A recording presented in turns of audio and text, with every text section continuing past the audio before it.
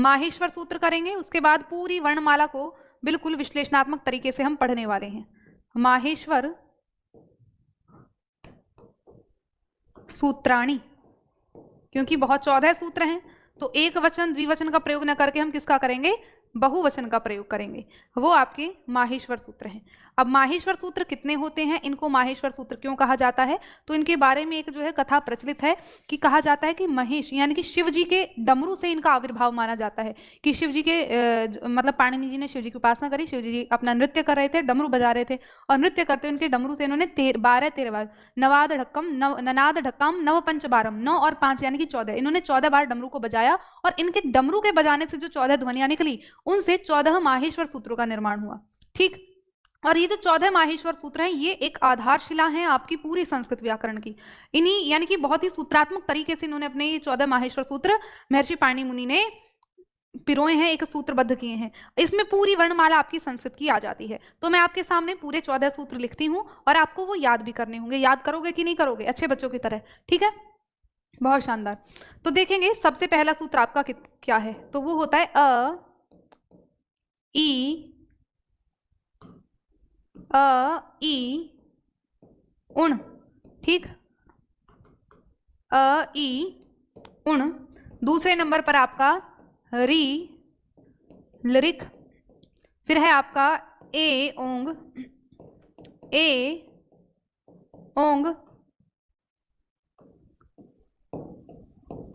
आई औच, हय वरट।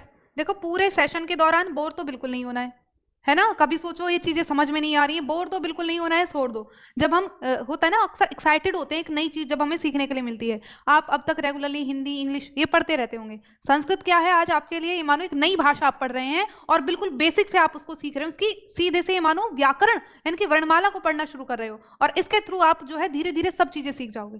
ठीक है, हय वरट। उसके बाद छठे नंबर पर आपका सूत्र आता है हय वरट लण। सातवें नंबर पर आपका यमंगणनम, यम गणनम। उसके बाद आपका आता है झभय, झभय। उसके बाद घ ढ धश। 10वें नंबर पर आपका आता है जब गड़ दश, जब जब ग ड़ दश। उसके बाद आपका आता है 11वें नंबर पर ख फ छ ठ थ चट तव, ख फ छ ठ थ च ट तव। ये पूरा एक सूत्र है, ख फ छ ठ थ चट तव। ठीक है, उसके बाद 12वें नंबर पर आता है ख फ छ ठ थ चट तव क प य, क प य। 13वें नंबर पर श श सर। अब कहोगे ये याद कैसे करें, बोले ही नहीं जा रहे। बहुत से बच्चों को याद भी है जो पहले से मेरे से पढ़ रहे हैं और कुछ बच्चों के लिए नए होंगे, है ना। अब वो जो पुराने बच्चे हैं वो अपना एक्सपीरियंस बता सकते हैं आराम से, क्योंकि जब उन्होंने पहली बार इनको पढ़ा होगा उनको ये बहुत कठिन लगे होंगे और जब आप दूसरी बार तीसरी बार इनको पढ़ रहे हैं तो ऐसा आप इनके साथ एकदम सहज हो गए होंगे कि कितने बस अब तो याद हो गए, कोई दिक्कत ही नहीं है। ठीक है, तो इसी तरह से जो बच्चे पहली बार पढ़ रहे हैं उनके लिए कोई ये मत सोचना ही समझ में ही नहीं आएंगे, बहुत ही आसान चीजें हैं। अब एक बार इनका उच्चारण आप मेरे साथ करेंगे। ठीक है, मैंने लिख दिए हैं 14 सूत्र होते हैं माहेश्वर सूत्र और 14 के 14 लिख दिए हैं। अ ई उण, पहला सूत्र क्या है, अ ई उण। री लिरिक, री लिरिक। उसके बाद ए ओंग, ये अंग है, ए ओंग। आई औच, ह य वरट, आई औच ह य वरट लण। यमंगणनम, यमंगणनम। झभाय। यस मैम संस्कृत बहुत टफ लगती है, अब याद हो गया, बहुत शानदार है ना। झभाय घड़ धश, जब गड़ दश ख फ छ ठ थ चट तव। सबसे लंबा सूत्र आपका 11वां वाला आता है, ख फ छ ठ थ चट तव। फिर है आपका क प य श श सर और हल। अच्छा, तो एक बार मुझे ये कमेंट करके बता दो कौन है, बहुत से बच्चे कह रहे हैं मैम जी याद है। जिसको याद नहीं, जो पहली बार पढ़ रहा है वो मुझे बताएंगे कि मैम मैं आज पहली बार पढ़ रहा हूँ या पढ़ रही हूँ, कौन है? अगर आप सबको याद है ही तो मैं ज्यादा जोर नहीं दूंगी, आपको सीधा कॉन्सेप्ट पढ़ाना शुरू कर दूंगी, है ना। आपका ये वर्ण, अंतिम वर्ण जो है मैं उसको अलग कलर से आपका गोले बना रही हूं।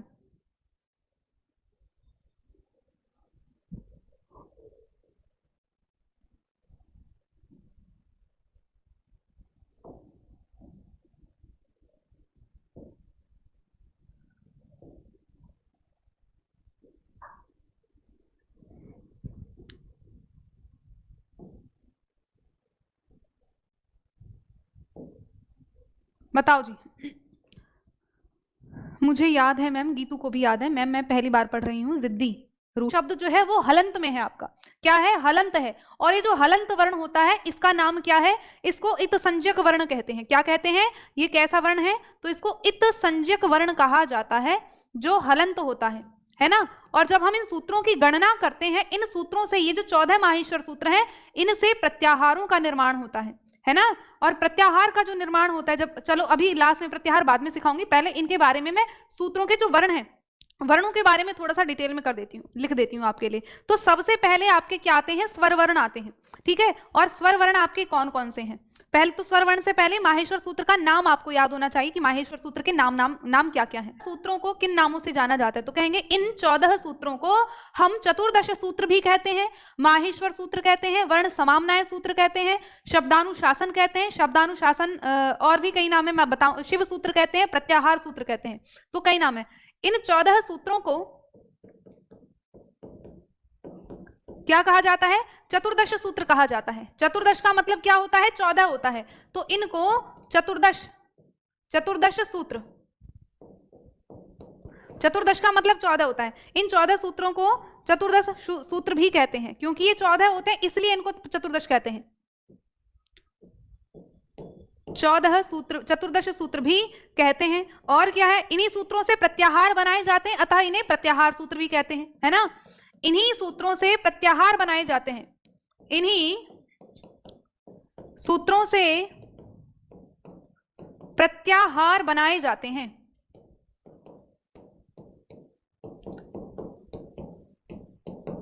अतः इन्हें प्रत्याहार सूत्र भी कहा जाता है। प्रत्याहार सूत्र भी कहा जाता है। सेशन को सभी शेयर करेंगे, है ना, और जितने हो लाइक भी आपको करना है, वो आपकी जिम्मेदारी, बाकी क्वालिटी कंटेंट देना मेरी जिम्मेदारी, है ना।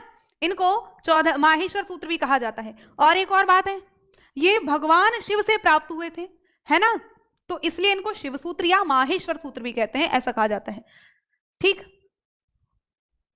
अब चलिएगा, अब इसमें बात करते हैं जो मैंने अभी आपको लिखाया कि हर शब्द के अंत में एक शब्द वर्ण लिखा हुआ है, और वो कैसा है, हलंत है। आप जानते हैं ना कि जो वर्ण, हिंदी में आपको व्याकरण, आपने वर्णमाला पढ़ी और उसमें मैंने बताया कि जो हलंत वर्ण होता है वो व्यंजन का शुद्ध रूप होता है ना, यानी कि उसमें आपका स्वर का प्रयोग नहीं है। स्वर होगा तो वो आपका क्या है, हलंत नहीं होगा। तो ये जो अंतिम वर्ण है, हिंदी में तो हम व्यंजन कह रहे थे, संस्कृत में भी व्यंजन है, लेकिन इसको संस्कृत में इत संज्ञक वर्ण कहा जाता है, कह सकते हैं, ठीक है, कि हलंत वर्ण इत संज्ञक कहलाते हैं। हलंत वर्ण जो है, हलंत वर्ण जैसे कि आपका क, ई, उण, ण, क, ग आदि जो हैं इत संज्ञक कहलाते हैं। क्या कहलाते हैं, तो कहेंगे इत संज्ञक, इत संज्ञक वर्ण कहलाते हैं, इत संज्ञक वर्ण होते हैं, उनकी इत संज्ञा होती है ना। और इत संज्ञा करने वाला सूत्र कौन सा है, ये भी याद रखना, है ना। इत संज्ञक सूत्र कौन सा है, कई बार सूत्र पूछते हैं, है ना, तो आपका सूत्र है हलंत्यम। सूत्र लिख देती हूं, हलंत्यम, अंतिम हल इत संज्ञक हो, है ना, हलंत्यम। यह इत संज्ञा करने वाला सूत्र है, यह इत संज्ञा विधायक सूत्र है। प्रश्न आया हुआ है कि इत संज्ञा विधायक सूत्र कौन सा है, इत संज्ञा विधायक सूत्र है। इत संज्ञा विधायक सूत्र कौन सा है, तो हलंत्यम है। हलंत्यम का मतलब क्या कि अंत्य, अंतिम हल इत संज्ञक हो जाए। इनका कहना है कि अंतिम हल कैसा हो, तो कह रहे हैं जी इत संज्ञक हो जाए, वो हमारा इत संज्ञा विधायक सूत्र कहलाता है। इतनी बात पढ़ ली, तो अब चलते हैं आपके स्वर व्यंजन के मामले में। आप देख रहे हैं कि अ, ई, उण, री, लिरिक, ए, औंग, ऐ, औच, हय, वरट, लं। अब रुक जाओ, आपको पहले मैं वो बता देती हूँ, प्रत्याहार।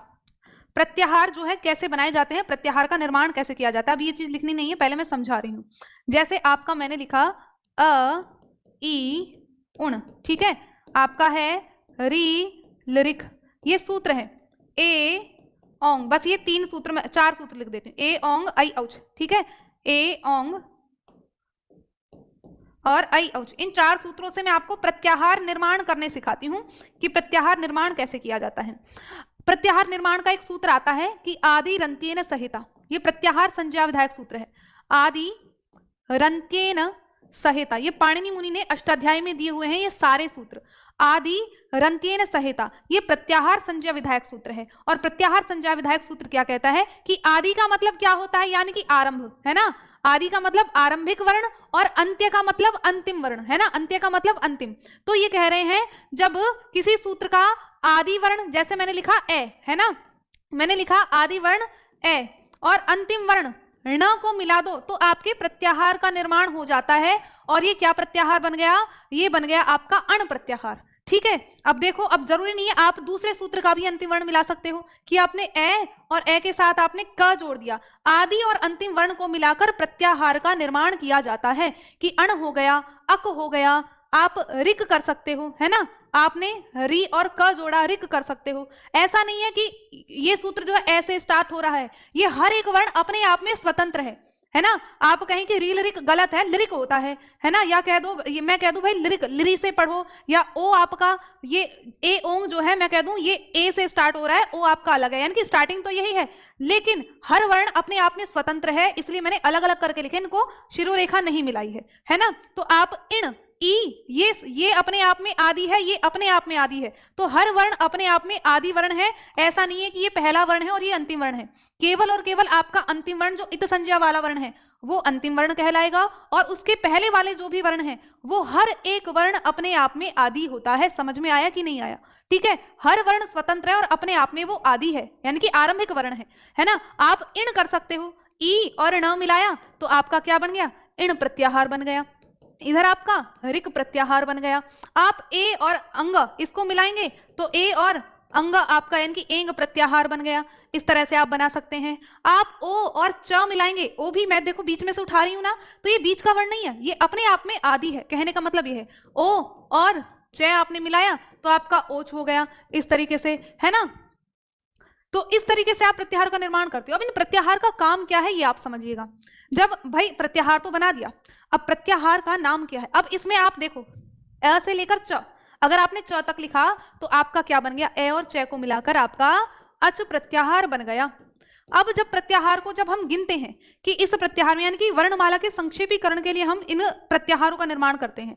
जैसे आप पढ़ते हैं ना संधियों में, मैंने आपको बताया कि इको यणची, इको यणची यण संधि करती है, यानी कि इक के स्थान पर यण हो जाए ऐसा कहता है। अब ये इक और यण क्या है आप देखेंगे, इक, इक कहाँ है आपका, ई उनके ई से लेकर क, है ना। तो इक के स्थान पर क्या हो जाए, ये कहते हैं कि यण हो जाए। अब ये इन्होंने पाणिनि मुनि ने इतने व्यवस्थित सूत्र लिखे हैं कि आपको बार बार हम ये तो नहीं कहेंगे कि ई के स्थान पर यह, उ के स्थान पर वह हो जाए, ये हो जाए। बार बार आप उस चीज को रिपीट करोगे बहुत लेंदी हो जाता है ना, आपको चीज समय लग जाता है। तो उसको इन्होंने संक्षेप में कह दिया कि इक के स्थान पर यण हो जाए। अब इक के लिए आप अपने आप दिमाग लगाओ क्या होगा भाई। इक प्रत्याहार में कौन कौन से वर्ण आते हैं जब हम प्रत्याहार की गिनती करते हैं, जो बताया ना अंतिम वर्ण तो इत संज्ञक वर्ण है, तो गिनती करते समय हम इनको गिनते नहीं है, इनको काट देते हैं, है ना। तो इक प्रत्याहार, प्रत्याहार बनाने में तो इसका हम प्रयोग करेंगे इत संज्ञक वर्ण का, लेकिन जब गिनती की जाती है तो इत संज्ञक वर्ण की गिनती नहीं करते। अब मैं कहूं इक प्रत्याहार में कौन कौन से वर्ण आते हैं तो आप कहेंगे ई उ री लरी, है ना। आपने न भी नहीं गिना, क भी नहीं गिना, और इससे पहले वाला ए नहीं गिनेंगे क्योंकि इक पूछा है,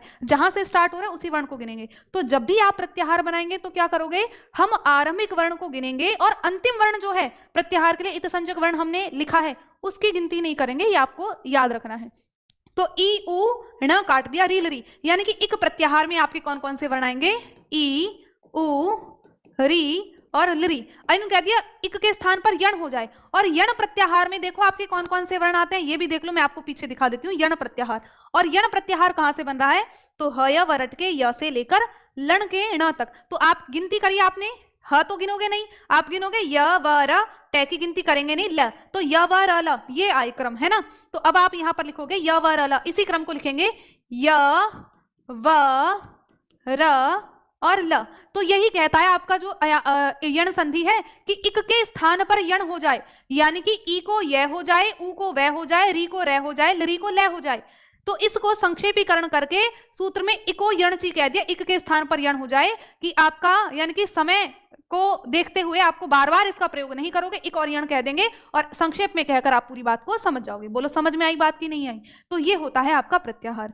ठीक है, तो हम क्या करते हैं प्रत्याहार में, फिर से देखो कि अंतिम वर्ण को और आदि वर्ण को जोड़कर प्रत्याहार का निर्माण करते हैं। और फिर आपका एग्जाम में प्रश्न आता है कि अक प्रत्याहार के अंतर्गत कितने वर्ण आते हैं। अब आप देखोगे भाई अक प्रत्याहार कहां से बन रहा है, ये अक प्रत्याहार में अ ई उ ण को गिनेंगे नहीं, री और लरी, यानी कि आपके कितने 5 वर्ण आ रहे हैं, लिख देंगे ए ई उ री और लरी, अंतिम वर्ण गिनेंगे नहीं। तो अक प्रत्याहार के अंतर्गत कितने वर्ण आएंगे, तो आपको फिर गिनती करके लिखना है 5। अब आप एकदम तो नहीं कर सकते हो क्योंकि आपको याद नहीं है, आप देखकर करोगे, इसलिए मैं आपसे कह रही हूं कि आपको जब प्रत्याहार बनाने हैं, बनाने पड़ेंगे क्योंकि प्रत्याहार से प्रश्न आते हैं, तो हमको ये सूत्र याद करने होंगे। और याद करने का मतलब ऐसा नहीं कि आप लेकर बैठे 1 घंटे और उनमें दिमाग मारे याद नहीं हो रहा, बार बार भूल जाते हो, कोई दिक्कत नहीं है, रट्टा मारना नहीं है। मैं आपको एकदम यहीं पर याद करवाऊंगी आराम से, और यहां पर भी आपको पूर्ण रूप से तो याद होगा नहीं, गारंटी ले रही हूं, लेकिन काफी हद तक आपको याद हो जाएगा। और आप रोज जब उसका थोड़ा थोड़ा रिवीजन करोगे ना, पढ़ोगे, तो रिवीजन के दौरान आपको वो समझ में आ जाएंगे अपने आप। ठीक है, चीजें अपने आप याद होंगी। तो स्वरों की कुल संख्या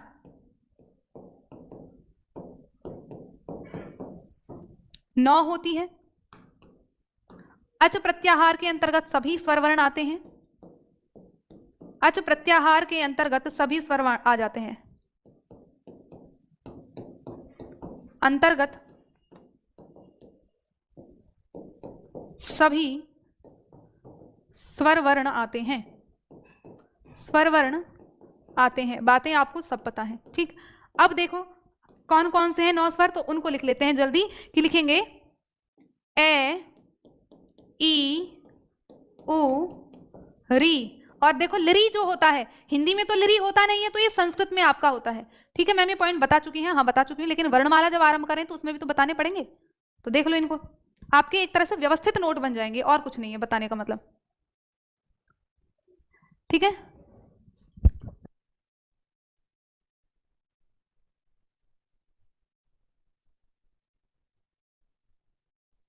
ए ई उण री लरी, ए ओ आई औ, है ना।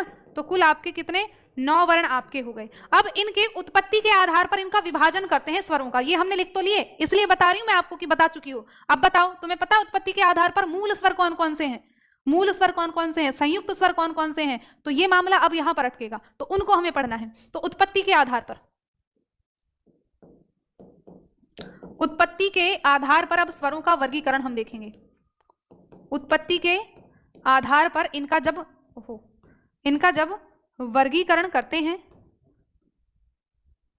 तो आपके कौन कौन से, सबसे पहले आपके आते हैं मूल स्वर। ठीक है, कौन से, तो कहेंगे मूल स्वर।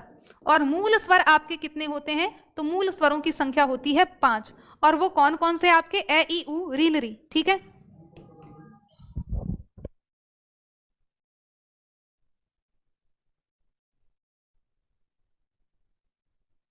ठीक, तो आपके ए ई उ और री और साथ में लरी, तो कितने हो गए, तो कहेंगे उत्पत्ति के आधार पर स्वरों की संख्या 5 होती है, यानी कि जो मूल स्वर है वो आपके 5 है, ए ई उ री लरी। अब आपके दूसरे आ जाते हैं संयुक्त स्वर। ठीक है, कौन से हैं, संयुक्त स्वर।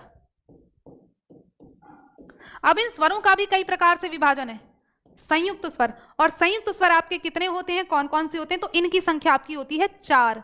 कौन कौन से हैं, तो ए ओ आई औ, ये आपके 4 संयुक्त स्वर हो जाएंगे, है ना। तो ए ओ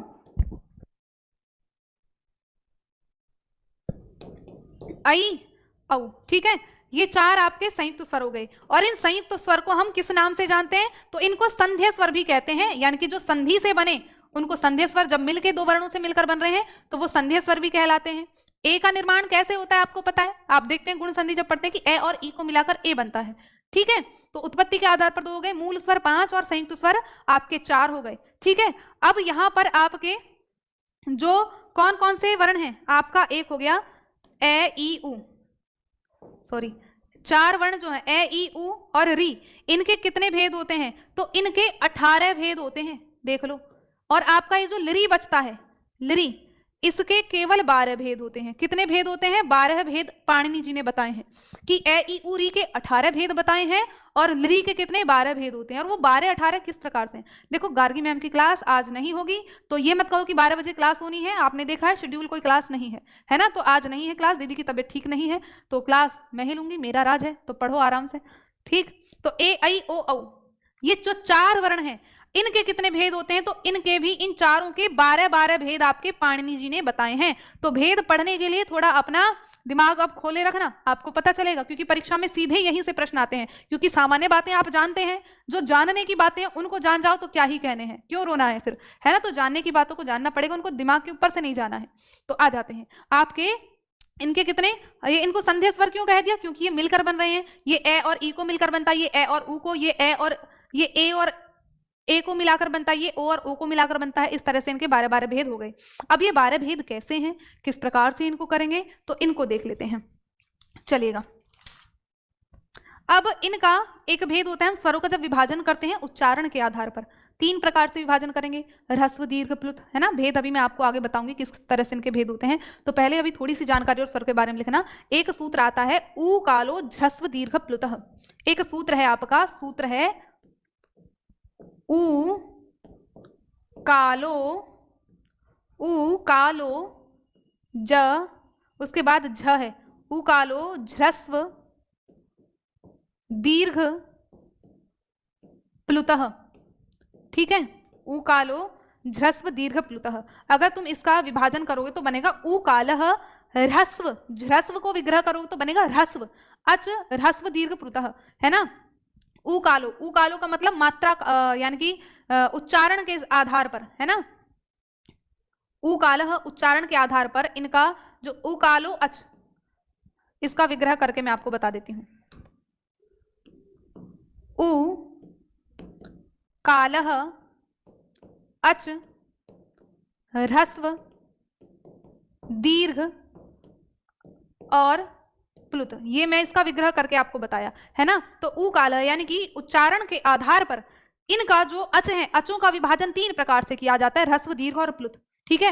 ह्रस्व दीर्घ और प्लुत ये कह रहा है। तो इस सूत्र से एक मात्रिक, द्विमात्रिक तथा त्रिमात्रिक स्वरों की क्रमशः कितनी, ऊ काल, यानी कि मात्रा काल के आधार पर आपके जो लिख लो, चलो पहले इस सूत्र के आधार पर, इस सूत्र के, ठीक है। तो स्वरों के मुख्यतः 3 भेद हैं मात्रा काल के आधार पर, और इसके लिए एक सूत्र, एक श्लोक आता है आपका कि एक मात्रो भवेद् ह्रस्वो। श्लोक लिख देती हूं मैं, एक श्लोक है, एक मात्र